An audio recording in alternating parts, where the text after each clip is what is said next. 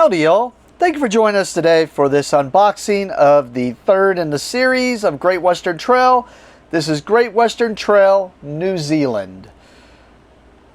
So far I've played the other two, so I'm anxious to check this one out because I do like the other two. I think I like Argentina a little bit more than the original, but we'll see where this one goes. But they pretty much, or at least the first two, share a lot of similarities and then just have some slight differences, so I'm expecting the same here. But I do swear Argentina was a little heavier than the original in the first box. This one feels even heavier, so I don't know if that's good or bad and just more cardboard and stuff and more wood or what, but let's take a look and see. And as you can see here, this is a game for ages 12 plus for 1 to 4 players that takes 75 to 150 minutes to play. Alright.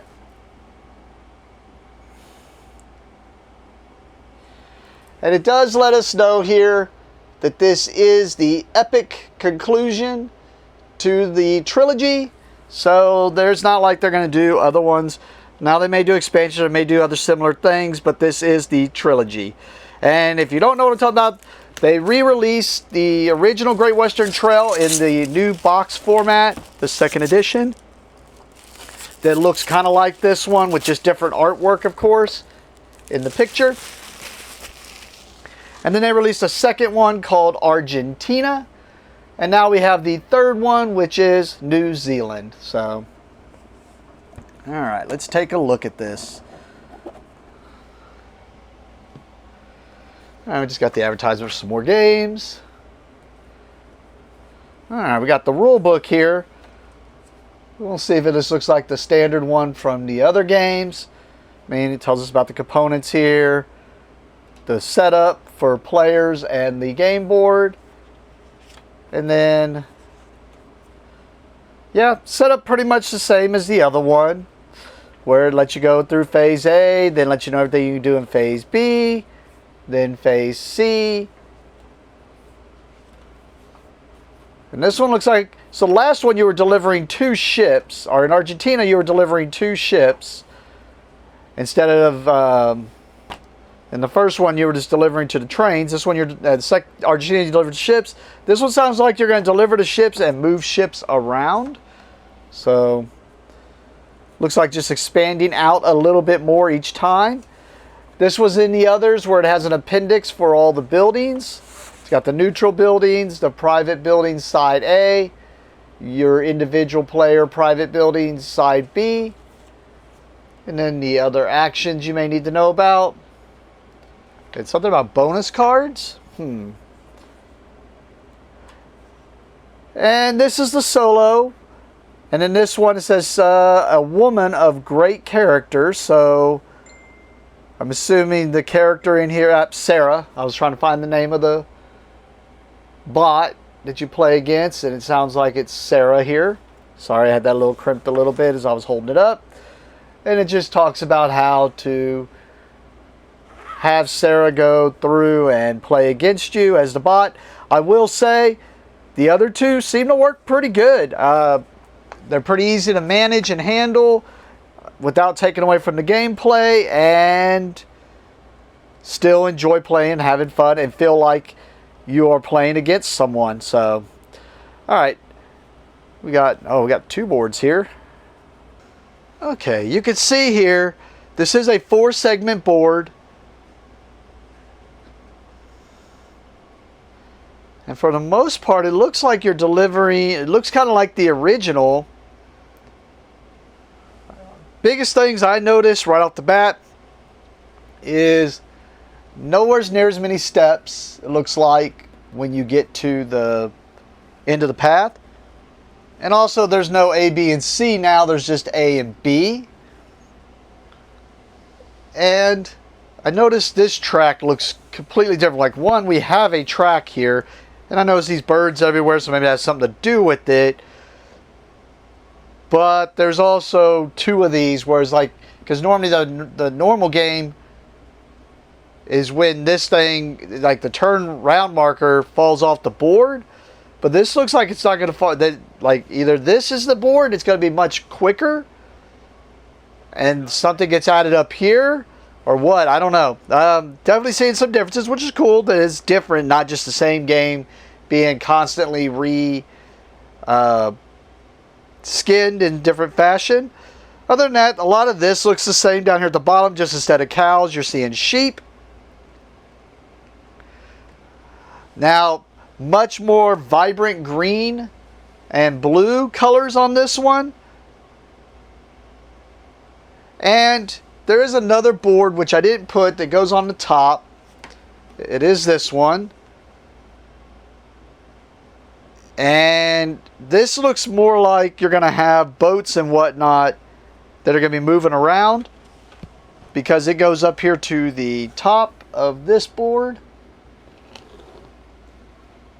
So you can see, and I was thinking, well, maybe these ports you're delivering to go to that, but I'm not seeing that to a degree. But then I also notice there's some more of these over here, along with these ports, it looks like, up there. So I'll have to find out more on that. But as far as the artwork, this is a lot more, like I said, a lot more beautiful in the blue and greens for the coloring. And okay, they did it on this one too. I did notice on the others, they always have some of the beautiful artworks that just the typical black on the back.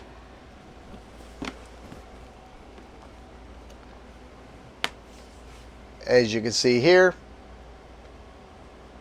But that's everything about the board. All right, we have a little bit of cardboard here. You can see the money. And then there's the things that let you cycle through your hand. I forgot what they're called, but that basically lets you cycle cards through your hand, along with some stuff that'll probably be going inside your player boards, or will be going inside your player boards, I'm pretty sure.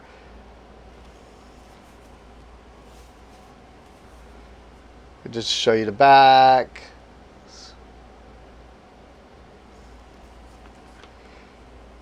Then the rest of these should probably be the people you can hire, along with the buildings you can put down.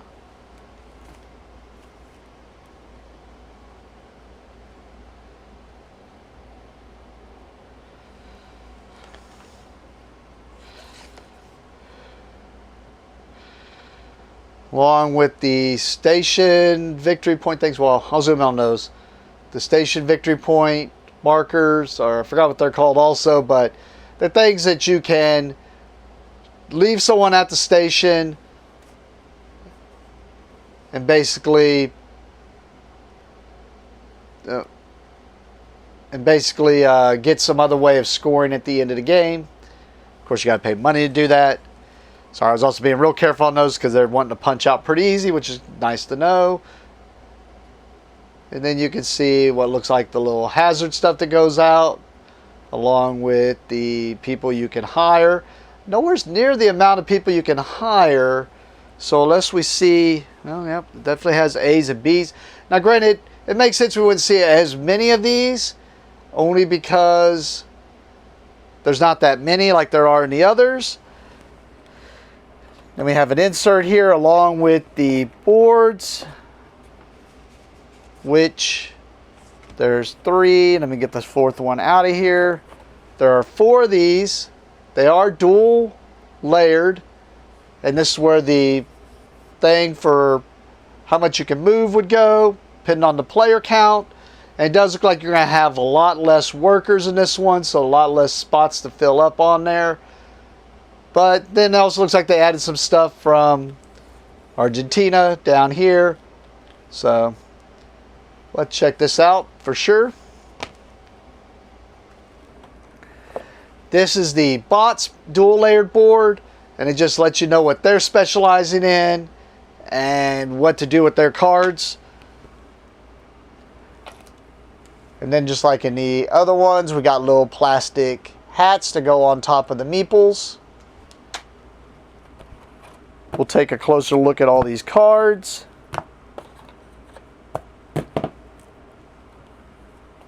We do have the bags for A and B, so once you punch out those cardboards, you'll put them in these bags to randomize what comes out. along with the score sheets for everything that you score with. And then we just have little small wooden cylinders for each color, one of each for each color, and then a cube for each color,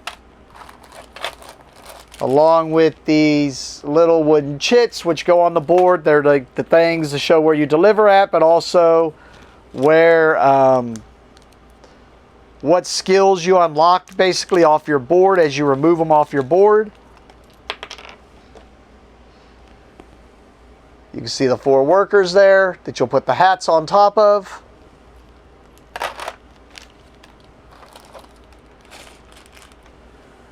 We have little boats, one in each color. Kind of moving around on that second board. Then we have, I thought they were wooden cubes, but there's a bunch of little wooden houses in all 4 colors. So, and for the most part, if you don't sleeve your game, I'll say this about both the other games. If you don't sleeve your games, then this is a beautiful insert. The problem is if you sleeve your games, these are not going to go back in here. I've always had to throw the insert away on the other 2 just because I can't, especially since this is a deck builder. So in a deck builder, you kind of need to sleeve your cards, in my opinion. And so this does not allow for that to do it. I'll see if this insert does. But just looking at how these cards were already in here, there's not going to be enough room to sleeve them and put them in here. It's just, I don't see it happening. So that is one disappointment that I have with this game every time. But other than that, if you don't sleeve it, this is a beautiful insert because it lets you put your money there. It's got a spot for everything, an easy storage solution for everything.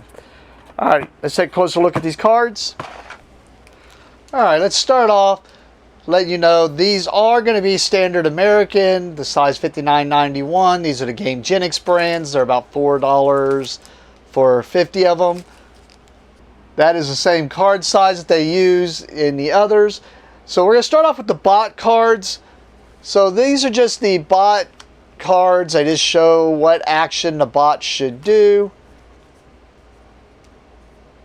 And that's what makes it easy because you're just going to shuffle up these cards. And it might have some that you'll take out. But the other one, I know Argentina did it.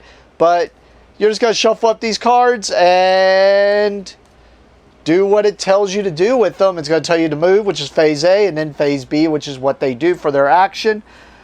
And then to make it easy inside the solo guide, they're going to have each of these, which you'll notice they got a little number on them. It's going to tell you in more detail what the bot does in that case. All right, we'll start with these next because these all have the same back, so I'm assuming these are all things that can go inside your deck.